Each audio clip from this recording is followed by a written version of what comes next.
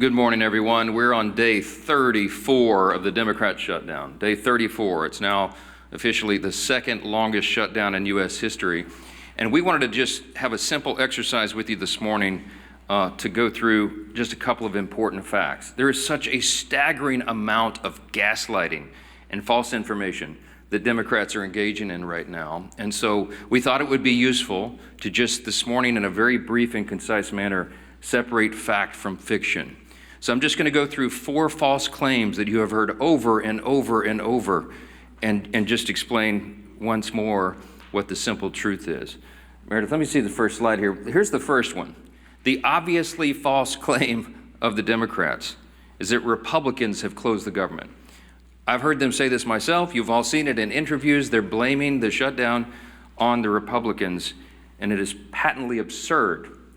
The next slide will show you the simple fact. The obvious fact that everyone can see. It is Republicans who have voted to open the government 14 times. Now remember how this came about. Back in September 19th in the House, Republicans in the House voted to open the government, the clean continuing resolution to keep everything in operation. Every Democrat except one in the House voted to close the government. But we still passed it because we have the majority. And so we sent that bill over to the Senate. And 13 different occasions, 13 times, the Democrats have voted to close the government. Republicans voted yes every time to open it. Republicans in the Senate and the House voted to keep the lights on, to pay service members and our troops who are in harm's way, Border Patrol agents, TSA, air traffic controllers, all federal workers. They voted to ensure that women, infants, and children nutrition programs continue and that SNAP benefits continue to go to the American families who are in need. But by contrast, the Democrats have voted no every single time. And what is outrageous to us is that they have gone onto the Senate floor. Senate Democrats, they have voted no. They have voted to close the government. And then they have gone out to the hall, to the nearest camera they can find. And they have looked into the lens and said, Republicans are shutting down the government. It makes no sense. It's the most extreme example of gaslighting in the history of American politics. And many in the media have allowed them to get away with that. It's shameful. Let me show you another obviously false claim. Obviously false claim number 2 of the Democrats is that Republicans are being unreasonable. Well, here's the fact. Let me see the next one. The fact is very simple. Republicans are refusing to accept the Democrats' outrageous demands. Now, why do we say that? Now, remember, the Republicans passed a clean continuing resolution. It was nonpartisan. It was a simple bill that would open the full government. And we could do that today. If they would pass that today, with 0 strings attached, everything would be flowing again and the government would work. Importantly, remember that we offered that CR in good faith. And why do we say that? Because it was offered after a bipartisan, bicameral negotiation between both chambers. Because you see, you had the appropriators, Republican and Democrat appropriators, who got together and decided they agreed on the need for a short-term CR so that they could continue their negotiations on the full-year funding bills. But this is something Democrats have spoken passionately about and acted upon many times in the past. We've recounted here every day. 13 different occasions in the Biden administration, they passed continuing resolutions. They did it most recently in March of this year when Chuck Schumer, 10 Senate Democrats, including the leader, Schumer, voted for the CR and told us how important that was. The CR that's on the table right now and has been sitting there for 45 days is nearly identical to the one that they voted on in March. But shockingly, this is the big thing. In addition to their refusal to support the CR and reopen the government, the Democrats have had the audacity to also demand something new. They demanded $1.5 trillion with a T in new spending obligations in exchange for the simple funding resolution. They filed on paper in the Senate record back in September, and it still sits there as their counterproposal. They would spend $1.5 trillion of your taxpayer funds. Included in that is nearly $200 billion of taxpayer funds that they want to use to restore free health benefits to illegal aliens.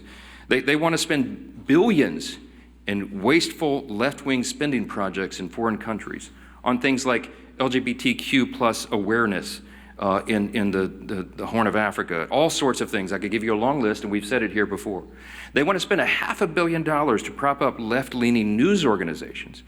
And shockingly, in that same proposal, as their ransom for reopening the government, they want to cut $50 billion from the rural hospital fund that the Republicans just got signed into law on July 4th. That is the bill that they filed that shut down the government. And every American can see that for themselves. So their claim about Republicans being responsible is laughable. Let me go to the third one. False claim number 3, Democrats are fighting for health care. You've heard this over and over and over. Let me say something very simply about this false claim. It is the Democrats who created Obamacare. It is the Democrats who did that without any Republican votes. It's the Democrats who, by extension, have cost the American taxpayers and people who have health insurance have made their costs skyrocket. It is their policies that made that happen. And so instead of reforming it, the Democrats don't reform Obamacare, they want to subsidize it. They want to spend more taxpayer dollars. That, by the way, goes mostly to insurance companies, which makes the cost rise further. That's the Democrats' plan. When they passed Obamacare in 2010, they called it the Affordable Care Act. We know the truth is exactly the opposite. By some estimates, premiums have risen 60% in many categories since they passed that bill into law. Now, the fact is the opposite. Republicans are the ones fighting to save health care. Why? It's not just talking points to us. We do this. We have ideas, and we have already implemented ideas and measures to reduce costs, increase access and quality, and eliminate fraud, waste, and abuse. Now, why do we say it's not just a talking point? Why do we say the Republican Party is the only one advancing common sense reform solutions? Because we've proven it. We did that in the big, beautiful bill, the Working Families Tax Cut. We took a look at Medicaid, and we took on that challenge. We took action to reduce fraud, waste, and abuse in Medicaid. We got able-bodied young men without dependents off the program. We got illegal aliens off the program, and we saved $185 billion just to start. We got millions of ineligible enrollees off the program, and it preserved it. It strengthened Medicaid for the people who rely upon it, which is the elderly, disabled, and young pregnant women, as we always use as an example. No, it's not about health care. That is a false claim, and everybody knows it. Everyone in America, and certainly everybody in this room, understands that this is about something else. That what this is about fear. The Schumer shutdown was never about health care. That's a distraction. It's a red herring, as we used to say in debate club. Okay, this is about fear. And what is the fear? The resolution on the COVID-era Obamacare subsidy issue was always going to be slated for debate in October, November, and December. Everybody knows that, and every Democrat knows that. It's an issue that's too complex to be solved on a short-term funding measure like a CR. They know that very well. This is about fear.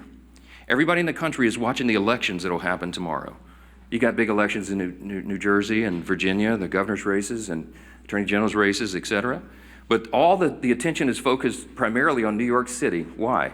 Because the fear that Mamdani and all that he represents will be risen to power, that he'll be elected the mayor of America's largest city, the once cradle of capitalism, that we're going to have a Marxist, a communist running the largest city.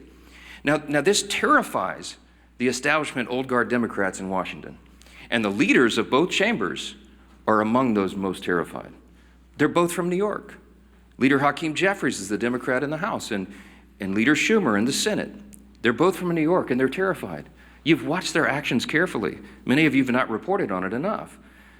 Poor Hakeem Jeffries had to finally, he was forced to endorse Mamdani. And he's terrified that he now owns the results of that. Chuck Schumer's been dancing around the issue, but he knows he's darned if he does, darned if he doesn't. They're both terrified, and so that is the fear. This is a fact, and you should print it this way. The Schumer and Jeffries and their colleagues fear political retribution from the far-left activists in their party more than they fear the consequences of keeping the government closed for weeks on end. They fear that personally for their own political future, and they care more about that than they care about SNAP benefits flowing to hungry families, about air traffic controllers being paid so they can keep the skies safe, Border Patrol troops and all the rest. It pales in comparison, and this is a simple summary that is a simple fact. It is extremism on the left that is the direct cause of American suffering right now. One more fact. The obviously false claim number 4 this morning is that Republicans are responsible for all this pain. It's just a nonsensical statement. It's a nonsensical statement because the fact is very clear. This is about math. Republicans need at least 7 Democrats to join us. We only have 53 Republicans in the Senate. It takes 60 votes to reopen the government in the Senate. The House did its job September 19th. We're waiting on the Senate to get this done. Leader John Thune and the Republicans have bent over backwards. They've done everything they can. You saw his frustration and his anger boil up on the floor at the end of last week. A normally calm, pretty steady leader, very steady leader. We're all angry about this because we're sick of what they're doing. They're using the American people as pawns, as leverage, and that is the word that so many of them have used. We could name senator after senator, House member after House member, from the leadership ranks all the way down to rank and file on the Democrat side. They have admitted openly they're using the American people as leverage in this political game. They're motivated out of fear. They want to show a fight to the radical left so they don't lose their political seats, and they're willing to make the American people suffer for it. That is the fact. This is about math. Republicans have to have at least 7 Democrats. We need 5 more. 5 more moderate, centrist, common sense people who care more about the constituents they serve and the country that they supposedly serve than their own political futures and the retribution they'll receive from the Marxist, Mandami, communist left in the party if they do the right thing here. I wish these weren't the facts. I take no pleasure in telling you this. It is disgusting to us. But there's no other way to candy coat this, to make it any prettier than it is. So we're now entering the 5th week of this Democrat shutdown, and it's for one reason. Democrats made a deliberate choice to keep the government closed. The shutdown will only end when those same Democrats make a deliberate choice to open it. The entire country is calling and waiting on just 5 more Senate Democrats to come to their senses and do the right thing. We are pleading with them to do so. This is not a game. The solution is sitting right in front of them. Pass the clean CR, end this madness, and open the government. You'll hear next from our majority leader in the House, Representative Steve Scalise. Thank you, Mr. Speaker. As the Democrats continue to impose suffering on the American people, and by the way, that's their term, they've continued to talk about real suffering that they know they're causing. Again, they say to get leverage over what they still can't articulate. But as Democrats continue to impose this suffering, their attempts to mislead the American people are working overtime. The Speaker laid out a number of those statements that Democrats have made over and over again to try to mislead the American people. And it doesn't just end there. Over the weekend, Chuck Schumer tweeted out, quote, "Republicans have done everything in their power to raise your health care costs and kill SNAP for millions of hungry Americans."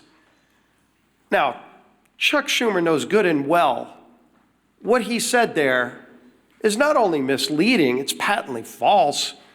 I tried to give it Pinocchio awards, but I don't want to associate the character Pinocchio with Chuck Schumer in that statement.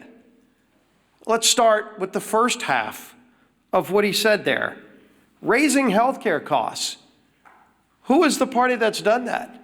The healthcare law of the land, and not sure if Chuck Schumer's been updated on the law, but Obamacare is the law of the land in healthcare. And we can all go look at the votes going back the last 10 years. It's been partisan votes all the way through for Obamacare. They called it, as the Speaker said, they named it the Affordable Care Act. It's been anything but. Costs for families are up over 80% in their premiums because of Obamacare. And what have they tried to do over and over again? They've tried to mask the cost. They haven't tried to work with Republicans to fix it. They've tried to mask the cost, hundreds of billions of dollars of bailouts to insurance companies not helping families get better options. Democrats have never cared about that. And in fact, when we, as we pointed out multiple times, passed provisions in the Working Families Tax Cuts, the cost share reductions, that were scored by CBO to lower premiums by double digits for families. It passed the House, and it was Democrats who worked overtime to get that removed in the Senate. They are still bragging about it today on the Democrat Budget Committee's website, that they removed a provision that would have lowered premiums for families. So who is it that's raising costs for families? Of course, it's been Democrats every step of the way, and the only thing scored by CBO to reduce premiums on families that have passed either house, the Democrats worked overtime to get that removed. The other half of that, he talks about SNAP.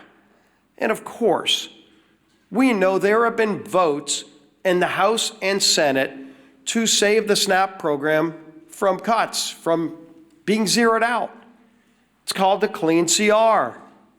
Passed the House with Republican-only votes primarily, with Democrats uniting to try to kill it, but luckily we have the majority in the House, and you go over to the Senate, and we know they have a 60-vote requirement, and Democrats have over and over and over again voted in lockstep with Chuck Schumer to block SNAP benefits. There is a vote you can go look at every day that they've taken that vote that would have opened the government, fully funded SNAP, or shut it down. And it's Republicans who are voting yes, and it's Democrats who are voting no. And Chuck Schumer's been leading that charge. And then he votes no to kill the SNAP program, to create tremendous uncertainty, to create millions of hungry Americans, to use his own word. Chuck Schumer has voted to put those millions of hungry Americans in that situation, and then he walks out to the microphone, as the speaker said, and then he tries to blame it on somebody else.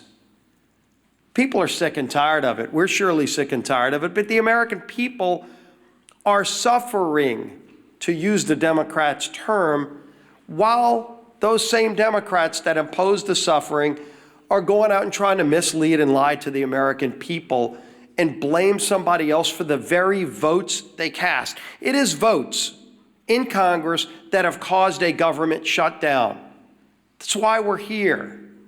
You either vote yes to open the government or you vote no to keep it shut down.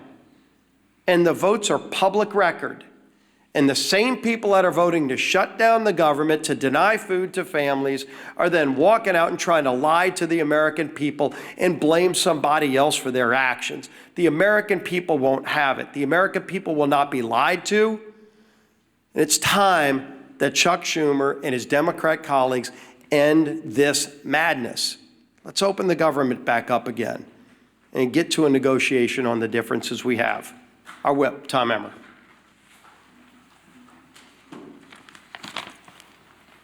Today marks day 34 of the Democrat shutdown. Here are some headlines from over the weekend highlighting the pain the Democrats are inflicting on the American people each day that they prolong this mess. Quote, government workers, SNAP recipients feel the pain as the government shutdown drags on. Quote, staffing shortages mire air travel as shutdown stretches on. Quote, government shutdown threatens to delay home heating aid for millions of low-income families. And that's just to name a few. Democrats have now voted against opening the government 14 times. That's 14 times that they voted against our military. That's 14 times that they have voted against federal law enforcement officers, air traffic controllers, and TSA agents. 14 times they have voted against low-income Americans who rely on programs like SNAP and WIC. Why? Not because they actually care about lowering the cost of health care like they claim. Just look at the 68-page counterproposal they filed in the Senate. Only 1.5 pages reference health care. The other 66 outline their radical policy priorities like billions of dollars for foreign climate projects or $500 million to prop up leftist media outlets. The fact of the matter is that the Democratic Party is not fighting for you, the American public. They've shut the government down to pick a fight with President Trump and to score points with Kami Mandami and Omar Fada, the Omar Fada wing of their party. The Democrats have become kamikaze politicians who are so focused on winning some kind of political game that they've justified blowing up everything in their wake, including the livelihoods of their own constituents. Democrat Senator John Fetterman said it best on CNN yesterday, quote, "We are hurting the very people that we fight for, and now we're getting nothing for them if we continue to keep our government shut down." Quote, "This is wrong," he went on to say, and he's exactly right. It's past time for Democrats to end the political games, pass our clean CR, and reopen the government for the people they were elected to serve. Back to the Speaker. Questions? Manu, you get it first every time. This is not fair. Last week, you came here to these mics, and you were very critical of Joe Biden's use of the auto pen, his pardons. You said he didn't even know who he was pardoning. But last night on 60 Minutes, President Trump, admitted not knowing he pardoned a crypto billionaire who pleaded guilty to money laundering. Does that also concern you? I don't know anything about that. I didn't see the interview. You have to ask the president about that. I'm not sure. Yes, ma'am. Last week on Friday, you said that if there was any way to fund SNAP, that the Trump administration would be happy to do it. Now, 2 judges have come out saying that it is likely illegal to stop SNAP payments. One is giving the Trump administration until today to make a decision on how to move forward. What have you told President Trump about how you want him to move forward? Well, he and I talked about this quite a bit over the weekend, multiple times. The president is desperate for SNAP benefits to flow to the American citizens who desperately rely upon it. He has bent over backwards, as you know, to get the troops paid, to keep WIC funding going. He's found creative solutions. The SNAP situation, as Secretary Rollins and I explained at the press conference on Friday, has legal impediments to that. It was understood, and we got legal advice, and it made sense to me that the contingency fund and SNAP could not be used unless the underlying funds were flowing. As Secretary Rollins relayed to you, this is pretty commonsensical. The contingency fund is an extra, in layman's terms, it's an extra fund that is there, for example, if you have an unexpected natural occurrence, like a hurricane or something, and SNAP benefits are flowing, but you have a subset of the population that needs additional benefits, then the contingency fund would go. The way we always understood it was the contingency fund could not be used legally if the underlying fund was suspended. And that's what's happened in the CR. The Democrats voted to stop SNAP payments. So you have 2 courts, 2 liberal courts, Obama judges, as I understand it, who said, no, that's not right, get them paid. Well, it's more complicated than that, because as you know, it cost over $9 billion to fund SNAP for a month, and we only have, I think it's $5.2 billion in the contingency fund. So you have a big shortfall. So it's not as easy as hitting go send on a computer. You got to go through and recalculate partial payments to the 42 million recipients of the program. That puts a huge burden on states and on the feds to try to figure that out in short order. So what the president said logically was, okay, Your Honor, if you're saying we can do it, I'll go for that, because I want SNAP to go to the people. It's the Democrats that stopped it, not us, so tell me how to do it. Because I have all my personnel here in the office, the legal minds and the number crunchers, and they're trying to figure out how this can be done. Give us some guidance. We're glad to do it. So that's where we are at this impasse right now. As you noted, the president's not appealing the decision. He wants SNAP to be done, but he doesn't see the mechanism to do it. So you have Treasury, you have USDA, you have the other agencies involved that are working overtime, literally around the clock over the weekend, trying to figure out how to do this. But everybody needs to know it's not the full amount, assuming they could get this done and processed. The court acknowledged, thanks to the president, for saying that they wanted to do it. Everybody's on the same page here. We just don't know how. It's unprecedented. This has never happened before. In this way. And so we're hopeful.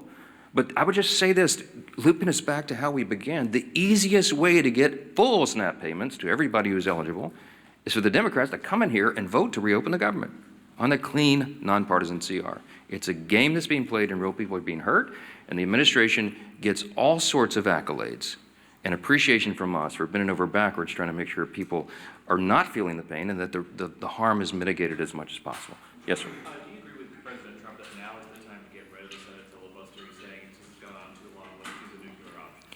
So I talked to talked to the president multiple times over the weekend, I mentioned, and of course the filibuster came up. This is a Senate matter. It has nothing to do with the House. Everybody wants to know what my opinion is. I mean, my opinion is irrelevant. I understand desperate times call for desperate measures. I also understand that traditionally we've seen that as an important safeguard. I mean, I obviously shared my thoughts with the president on that.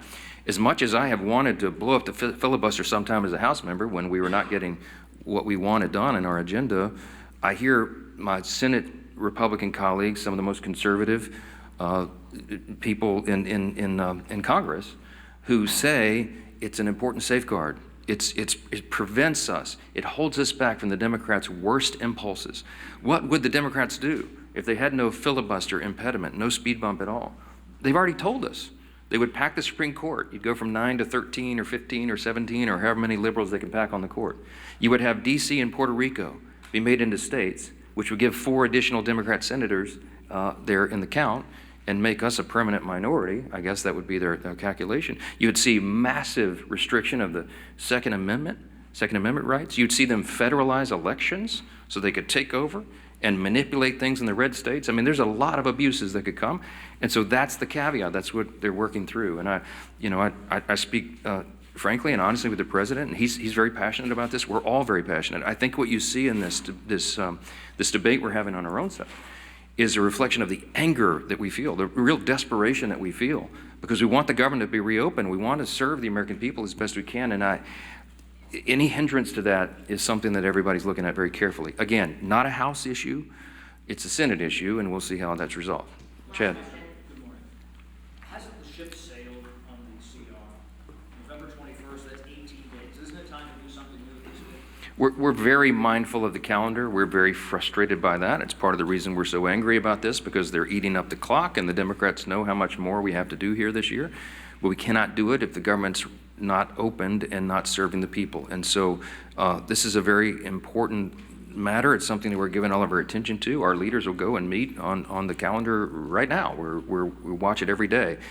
But the simplest way to get all these issues resolved, health care, everything else, to get it all finished up for the year, is for them to reopen the government and make sure people are not hurting instead of Democrats over here playing political games to cover their own backside. I hope the election tomorrow is a change, a sea change in all this. I hope that after everybody votes and they go in their room and they make the calculation that, well, maybe we won't have to hold that line anymore. Maybe they won't punish us. Maybe it won't affect turnout in our states in these elections. Maybe after tomorrow they'll come to their common senses again and do the right thing. We certainly pray that is true. And Republicans will be on the job every single day, serving our constituents, helping guide them through the chaos that the Democrat shutdown has created, and praying that they do the right thing and stop making the American people suffer because of this nonsense. Thank you.